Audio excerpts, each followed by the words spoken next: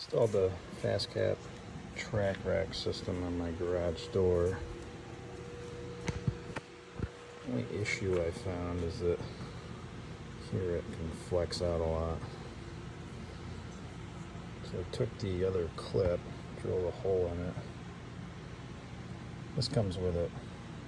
I'm going to put this behind there to hold it from flexing too much. We'll see how it works. There it goes. So put it right under there.